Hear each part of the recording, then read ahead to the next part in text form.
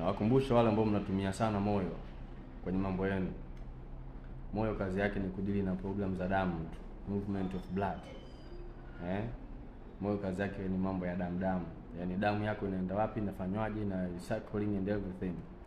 Habari ya kufikiria na kuamua maamuzi, alafu unatumia damu. Unatumia moyo. Nimekaa pale. Issue zote ambazo zinahitaji planning na kufikiria, you have your brain here. Use your brain. Tumia akili yako. Acha ukaanze eti moyo wangu, moyo ulisita. Moyo ulikataa. Moyo unakataa. Moyo unakataa kufanya nini? Moyo ukikataa umekufa. You're dead. Unachotakiwa kufanya hapo ni kutumia akili yako vizuri. Tuiache akili ifanye kazi yake na moyo ufanye kazi yake.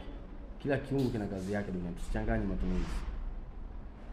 Tumieni akili kwenye mambo yenu yote, maamuzi na mafikirio yote yafanyike kutumia akili na ubongo. Tunazo akili za aina 3, tuna ubongo wa mbele, wa kati na wa nyuma. Hizo bongo 3 zinakutosha sana kufikiria. Habari ya moyo tuache ufanye kazi yake ya kudili na mambo ya breathing, kuhema na kupumua na damu zote zafanyaje. Yaani tuache moyo ufanye shughuli yake. Tusichoshe. Katika viungo ambavyo huwa havipumziki ni moyo. Ukiwa umelala moyo unafanya kazi. Tangu siku unaingia tumboni kwa mama yako, moyo unafanya kazi. Ushawahi kufikiria kwamba moyo wangu utapumzika lini?